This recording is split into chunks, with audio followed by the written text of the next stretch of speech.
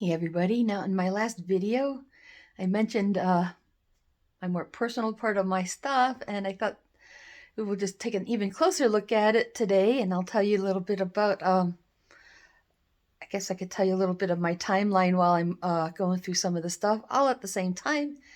And then when it's all done, I'm going to put it away and set it aside. So anyways, here we go. Now, last time I came on, I shared my diploma, and I just happen to have here as my last. I can't believe it. I think I only saved this one because it was the last one. But it's kind of cool looking in here and seeing what I've done here. I had a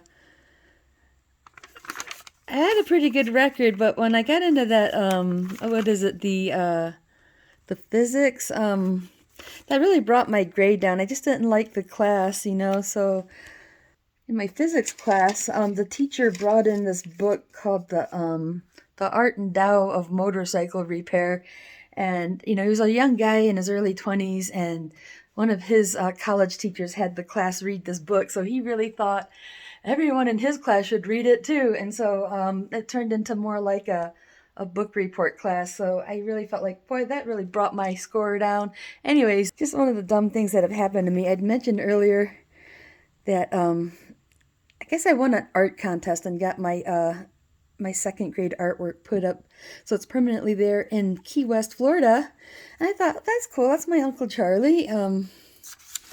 He made the paper for being Citizen of the Day. He's an especially nice and friendly kind of guy, and he's always been a very funny man. He's got a great sense of humor. So let's see here. I want to put some of this stuff aside. Trying to see what it is before I toss it. Okay, because this is really cool.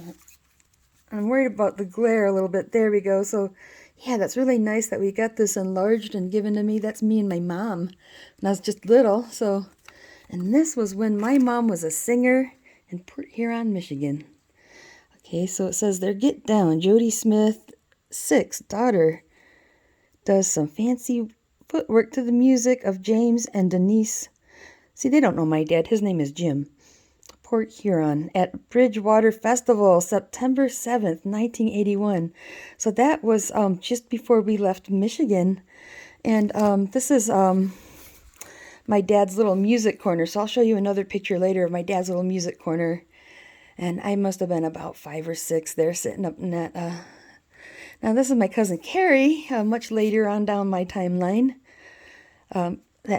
That picture was taken. Now, when I first moved to Colorado, I had a good friend named Ralph Archuleta lived upstairs, wanted to do some fun shots. So there I am trying to do a flying sidekick as a white belt. And there you go, a good white belt quality flying kick. Now, I love these ones. My head in a box. That one's a little bit nicer. That's a little bit nicer. So you want to get that bottom leg up. The whole purpose of jumping is to clear an object.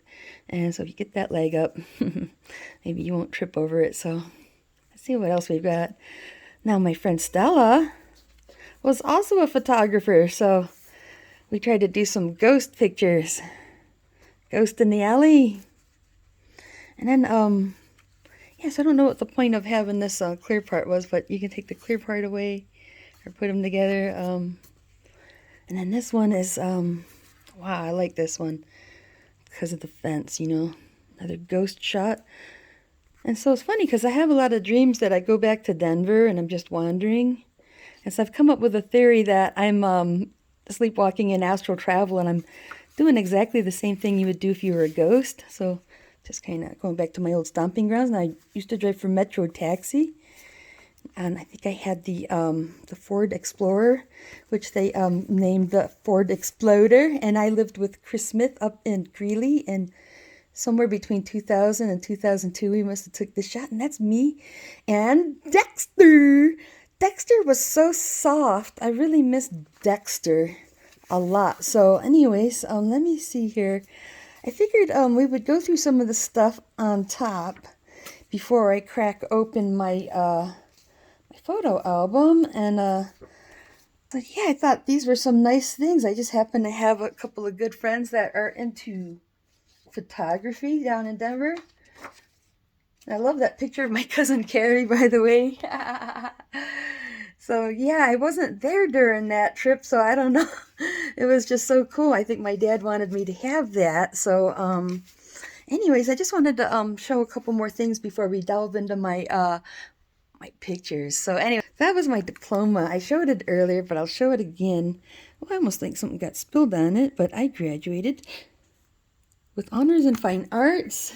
And some people have been telling me all these years that I'm an artist. And the only school book years I kept were the ones from middle school, 88 to 89 right there. There's 1988. So those were some really interesting years, you know. Seemed like I was going into middle school right when we were getting into like Wax Trax Records and you know, that kind of part of the industrial music scene. So remember my dad would be giving me rides to school and, you know, we'd be listening to stuff like, well, I remember like listening to New Order Substance a lot on that trip to, so I always think of taking off on the highway with, I know you know, we believe in the land of love. And then by hardcore, I was listening to Ministry, I was listening to Cabaret Voltaire a lot, and anyways, yeah, so I think of that, and then I think when I went to high school, I just didn't get the yearbooks because I wasn't like, yay, I'm in high school, yay.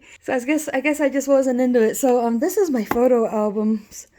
I don't know, my book of photos. That's a stack of photos from when I lived in Montana. And so this book is one of the ones that I kept out. I figured I'd hold it down with these old cell phones because it's got a curl to it.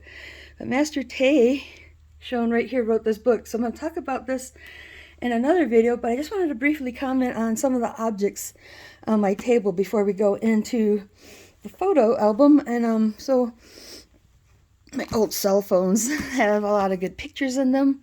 I've had this synthesizer for at least 15 years or so and play it once in a while. And I've been waiting to just be able to make layers, you know, being able to compose and write layers.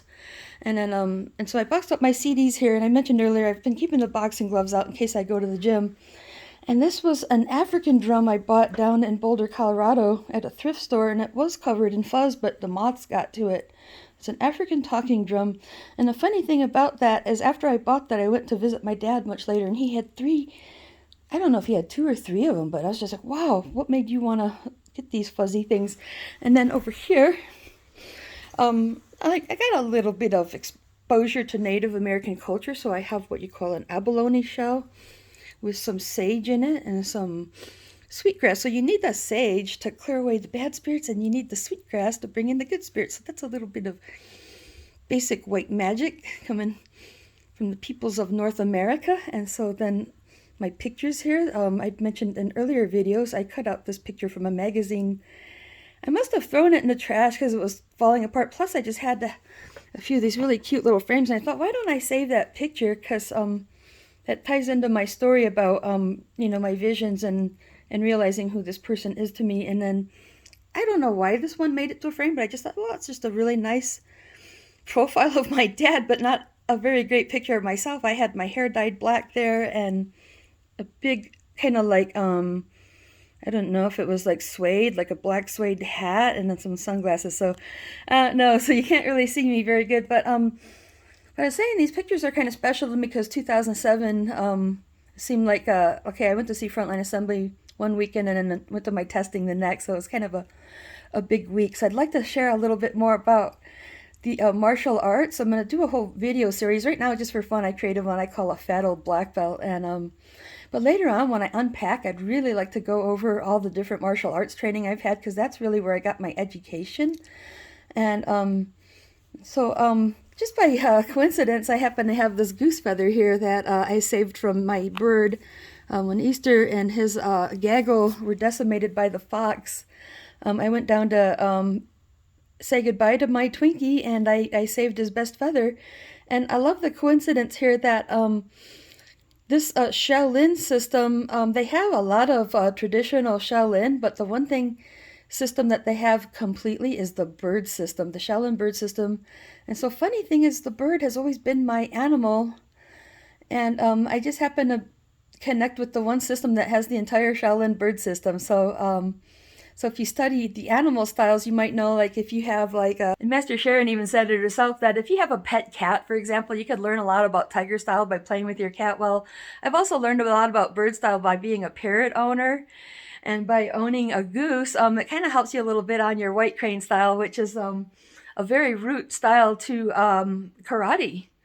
So anyways, you guys, I'm going to cut it off here. I just thought I'd share a little bit about what's sitting right here on top of my desk before we open up my photo album. So my next video, I'd like to share that with you. I hope you're enjoying hearing my stories and all that good stuff, because I sure as hell enjoy sharing them, or I wouldn't be here doing it. You guys have fun. I'll talk to you soon.